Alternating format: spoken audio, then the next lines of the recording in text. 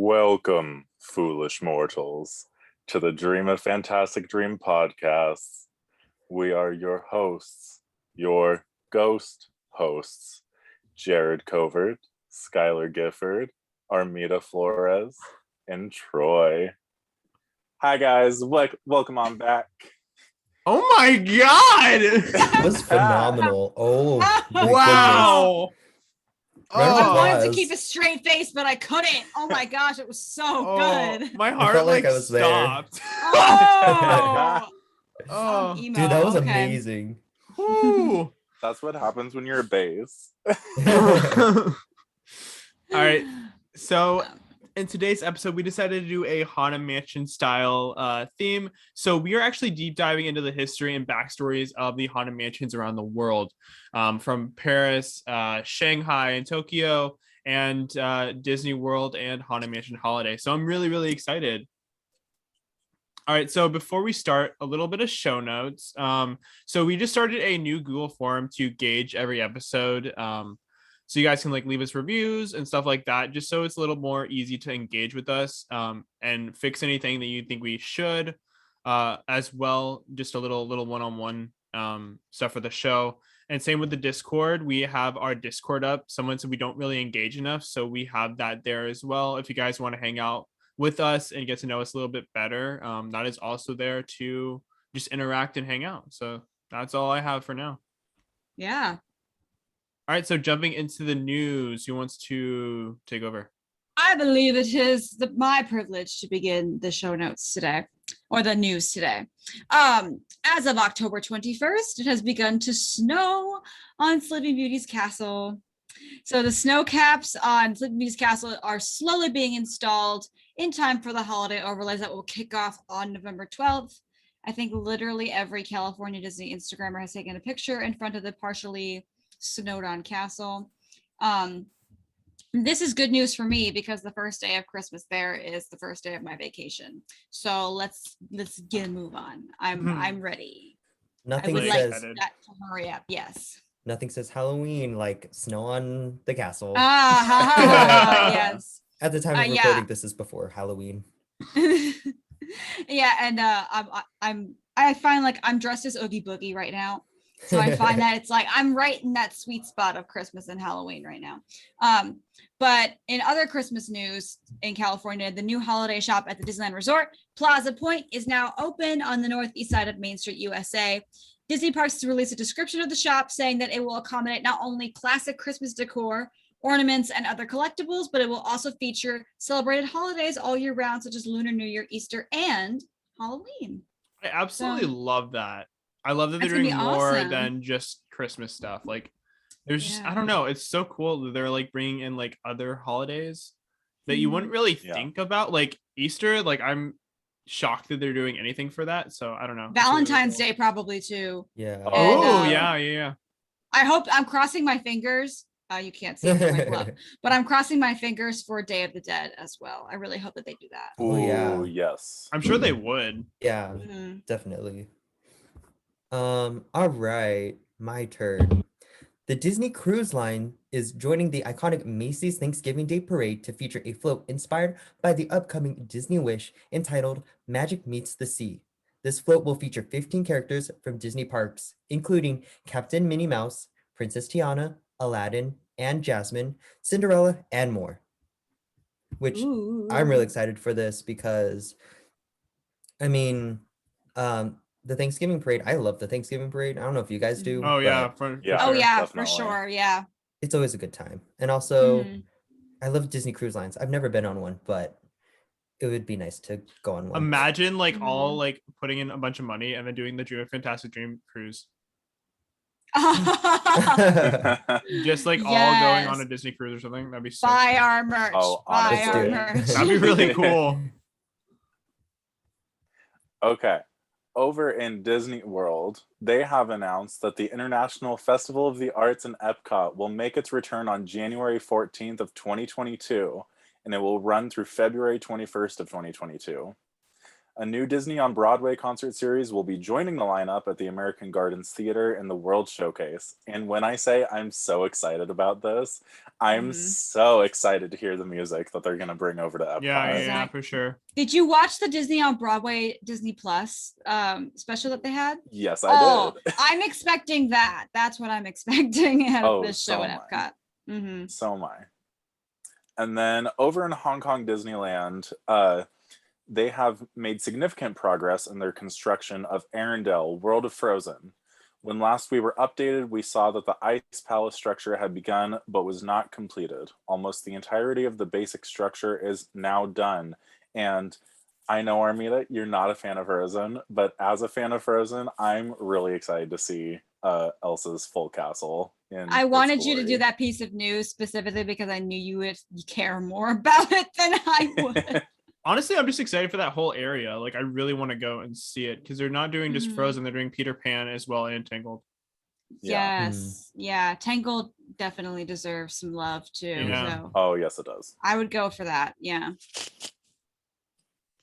Big progress has been made for Journey of Water inspired by Moana as excavation has begun into the land. According to monorail onlookers, holes have been dug in the ground.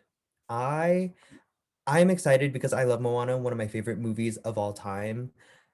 I wish we got this in California. Which is upsetting to me. Isn't it just like a walkthrough? Yeah, it's just like a little like land area that's Moana themed. It's just like a cute little area. Yeah. I'm just excited for the walls to come down in Epcot. Oh yeah, everyone with the is. bye. Yeah. So for Star Wars fans, they announced in 2023, including releases for Ahsoka, The Acolyte, and the new Star Wars film Rogue Squadron. And for super deep Star Wars fans, they just announced that Hayden Christensen will be making another return in Star Wars, not just in the Kenobi series, but Ahsoka as well. He will be reprising his role as Anakin Skywalker. But we do not know much more than that. I would assume it'd be a Force Ghost because it's after he died. Except if they do flashbacks, but other than that, I'm really excited. I'm really glad that they're bringing him back for more than just Kenobi. Yeah. We're getting more Hayden. I'm so happy.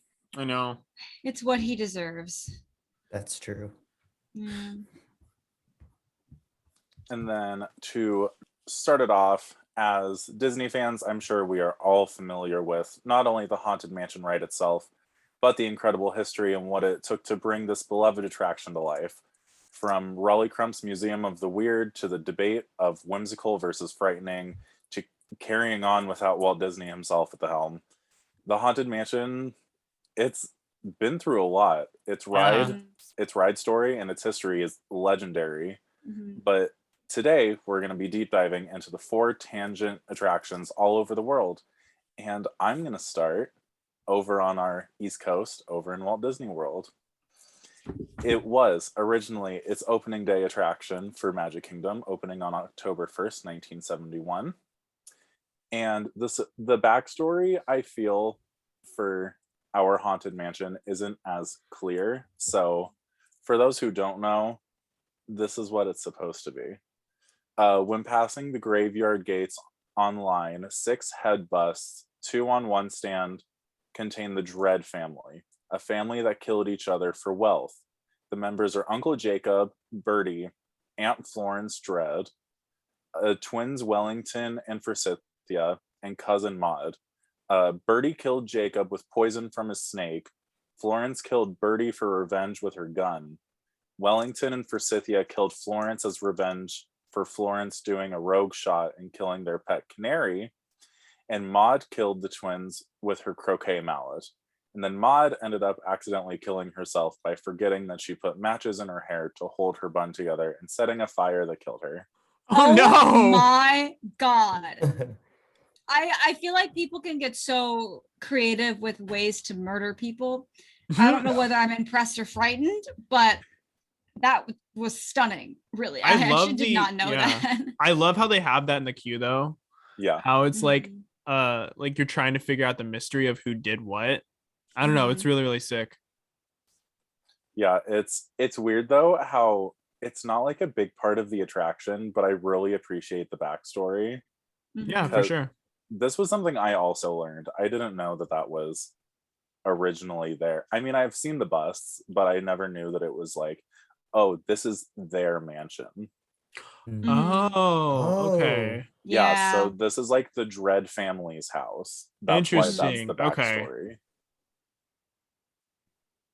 Yeah, it's definitely, it's not well known. I wish it was though, and I wish they'd like update it so there was more of that in the ride. But it's well, a now nice every listener backstory. knows. Yeah. So we That's put really it out cool. there into That's the world. really cool. The detail Disney has is amazing. Insane. Yeah, Impeccable. absolutely. Yeah. Okay, now getting into the history. As I said, the Haunted Mansion was an opening day attraction at Magic Kingdom, where it is part of Liberty Square. During the production and assembly of the props and audio animatronics for Disneyland's Haunted Mansion, they actually were just making duplicates of everything for Walt Disney World's Haunted Mansion because they knew they wanted it to be pretty much identical because they knew it was going to be a good ride. It was decided that the Florida version of the attraction would be slightly longer and more elaborate than its California counterpart, featuring a library stocked with ghost stories and starring marble busts of great ghost writers, a music room where the shadow of the invisible pianist pianist can be seen on the floor, and an endless staircase inspired by MC Escher's Relativity. If you don't know what that painting is, it's the weird one where the stairs are going every direction, and it's supposed to be based off that pretty much. Paul Frees recorded additional voiceovers. He was in the original, like at Disneyland, and he recorded all the voiceovers for the ghost host to accompany the extra scenes in the ride. Because of the ample space within the park, the attractions show building is much larger and not restricted by Disneyland Railroad.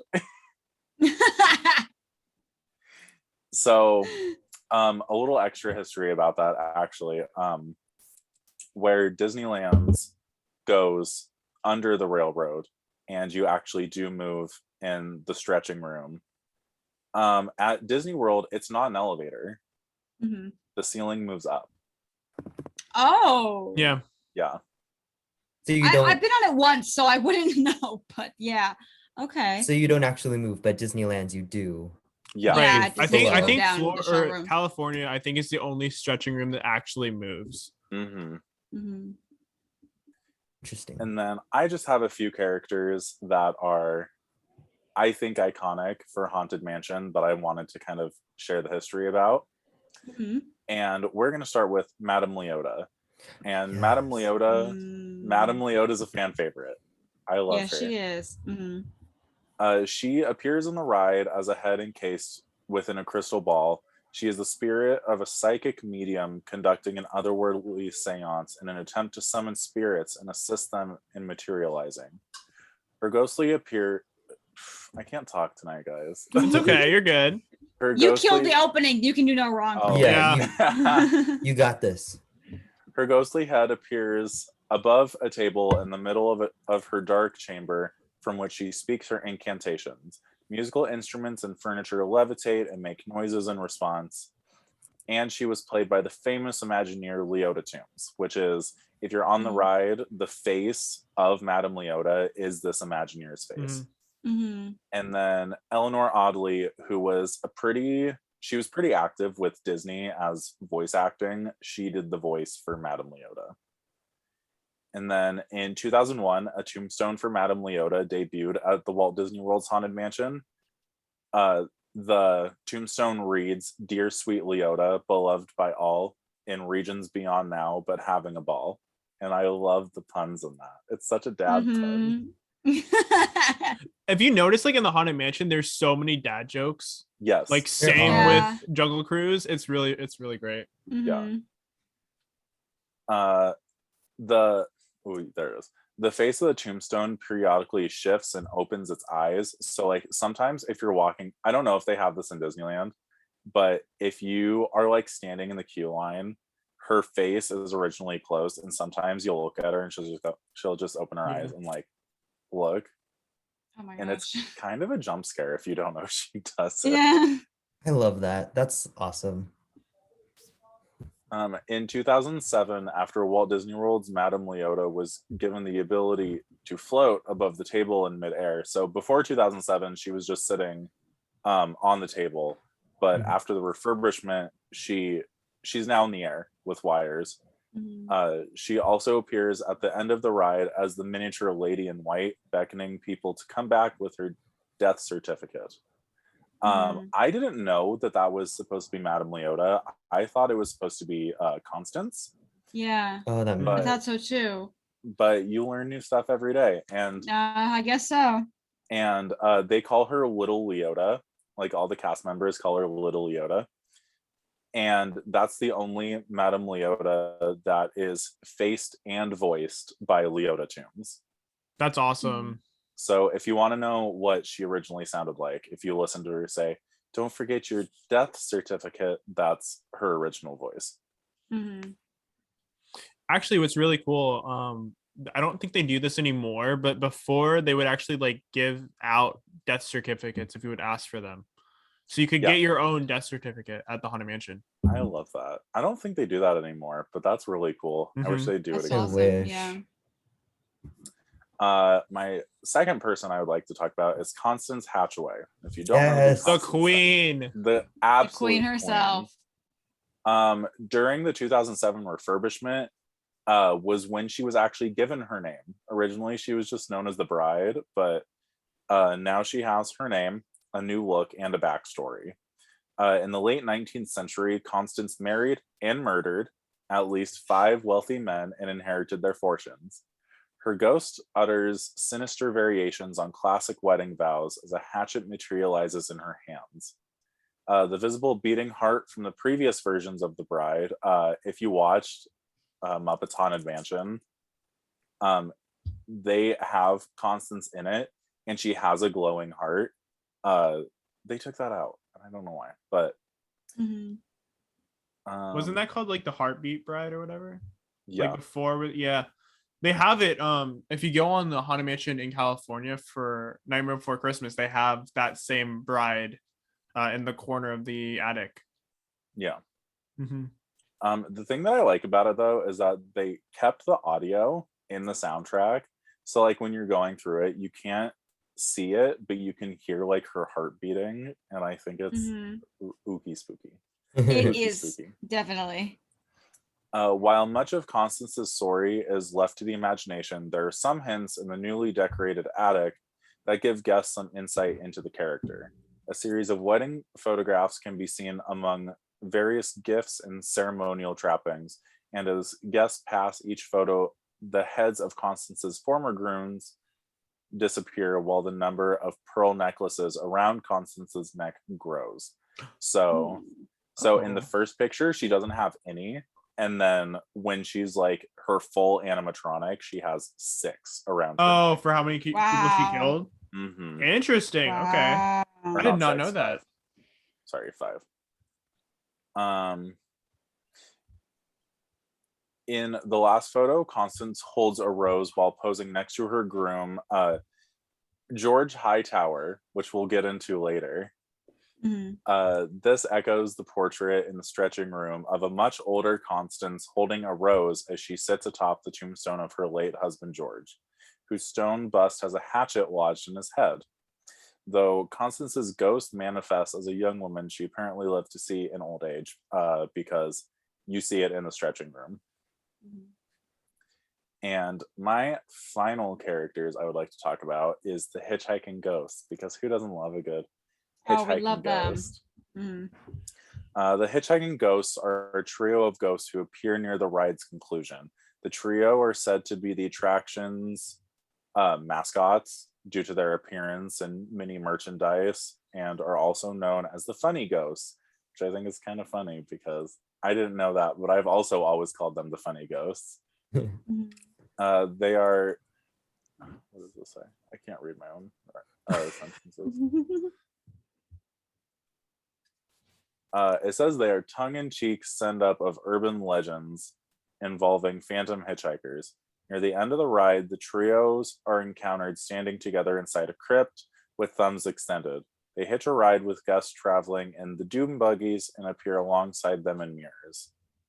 And the ghost host said, "They have selected you to fill our quota, and I'll haunt you until you return." In 2011, at why did I include Walt Disney World so much? In 2011, the mirror scene was updated with digital effects that enable the ghost to interact with the guests. So, like, if you ever watch POVs, or if you've been on it, when they, some of them like switch their heads and stuff. Oh, That that's so was cool. Yeah, it's really cool. And then the hitchhiking ghosts are often referred to as Gus, which is the prisoner, Ezra is the skeleton, and Phineas is the traveler. These names are thought to have originated from a popularized by cast members who worked at the Walt Disney World Haunted Mansion. I keep saying Walt Disney World. I didn't edit it. But yeah, so cast members are the original ones who came up with the names for them, which I think is really iconic, because cast members was like, oh yeah, Gus, Phineas, Ezra, those are their names.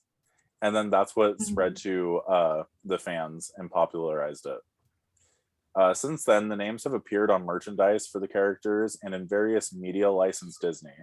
When the subject was brought up in a 2006 interview, Imagineers Jason Searle actually said, their names are not Ezra, Phineas, and Gus, which I think is really funny. And then he goes on to say, I don't know where it came from. I know at one point cast members contributed to this website that names all the ghosts and gives them backstories.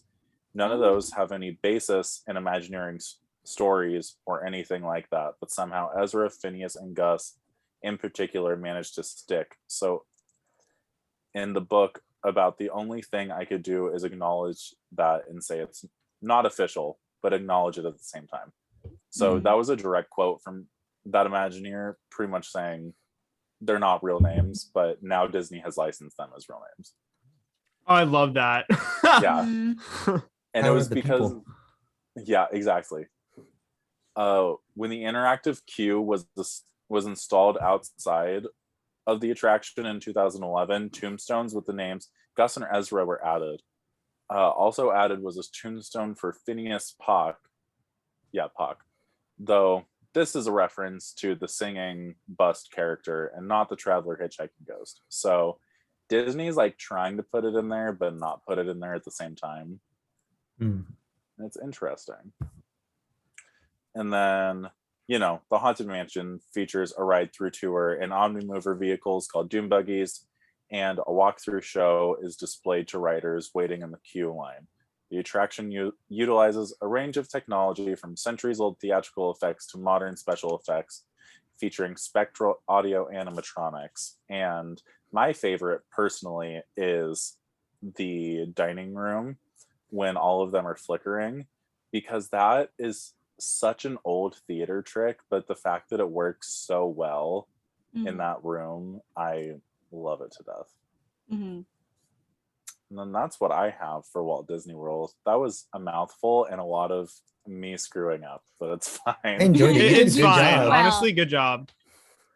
All right, so jumping into Haunted Mansion Holiday. Actually, I find this really, really interesting that each of the Haunted Mansions are in a specific land. I don't know. I just find that really, really cool how each one is like incorporated in a different way due to like the theming of the actual lands.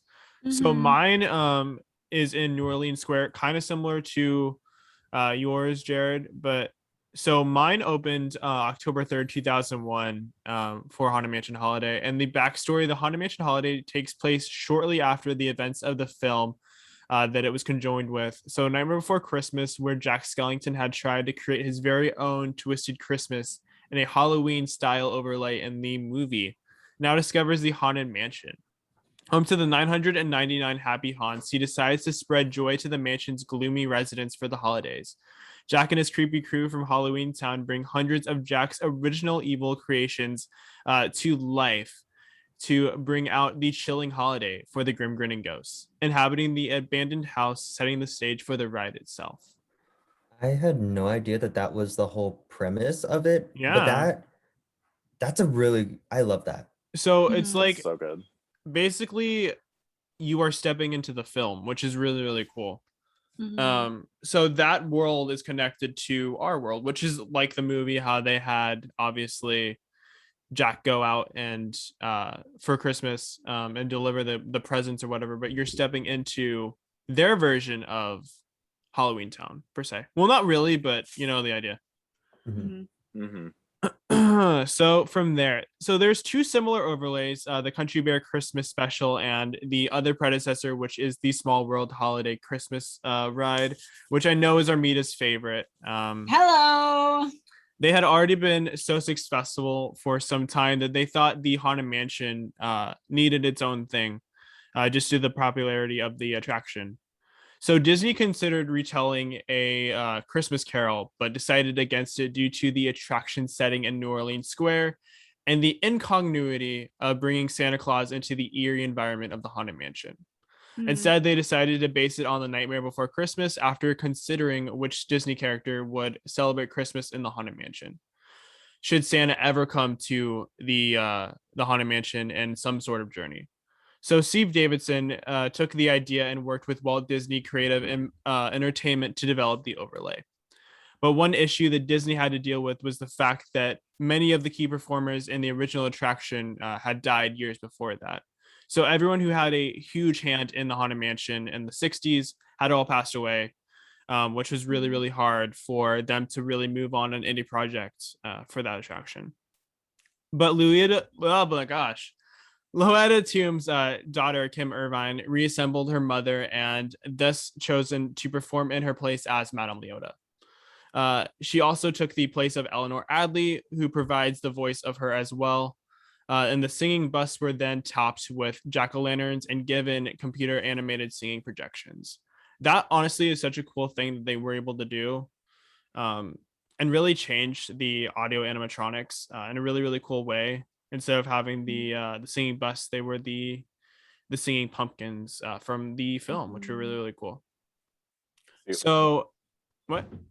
Oh, I was gonna say one of my favorite things is that Kim Irvine, Leota's daughter, got to come in and be Madame Leota. And I just think it's a really sweet homage to her. It is, yeah. I thought it was really cool how they had that in the Imagineering story. How they like showed how they did it. I was like, oh, that is super, super sweet, especially to her and her family. So that was really cool. Because she did have such a huge impact on the ride for so many people. So that was just really special. She's an icon.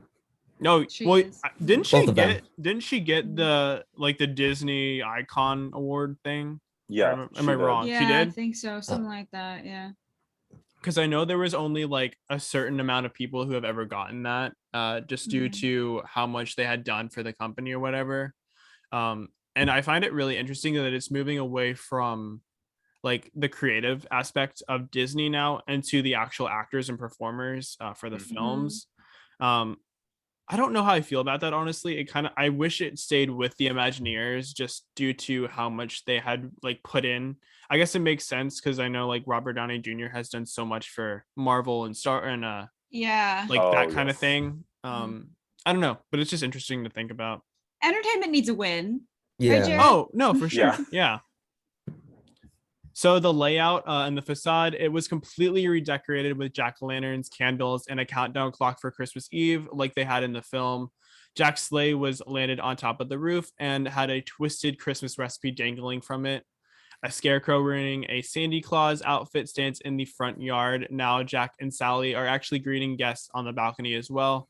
Instead of doing meet and greets, which is kind of cool, you can actually go and meet them while you're waiting in line, which is something that I've never really seen before.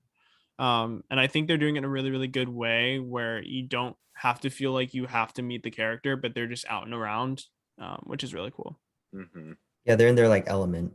Yeah, it totally fits. Instead of having to go somewhere and meet them, they're just around. But in the foyer, the grim rendition of Making Christmas plays while the ghost host speaks in rhyme and begins to tell you the story of what is happening inside the mansion.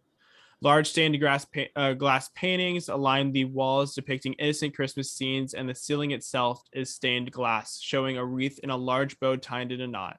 After the doors close shut, all goes dark, and the horrendous sound of the paintings breaking in half take over the room. The room begins to stretch in the stretching room, thus the paintings now showing scary Halloween and Christmas toys with ghosts rising up through the shaft as well. And the ceiling eventually breaks in half, showing a grim jack-o'-lantern revealing Jack and Sandy Claus. I think that's really cool that they do that, changing the stretching room as well. After they like perform, you see the guy hanging, which is still pretty cool that they have that. So they didn't change the ride much. Okay, we're good.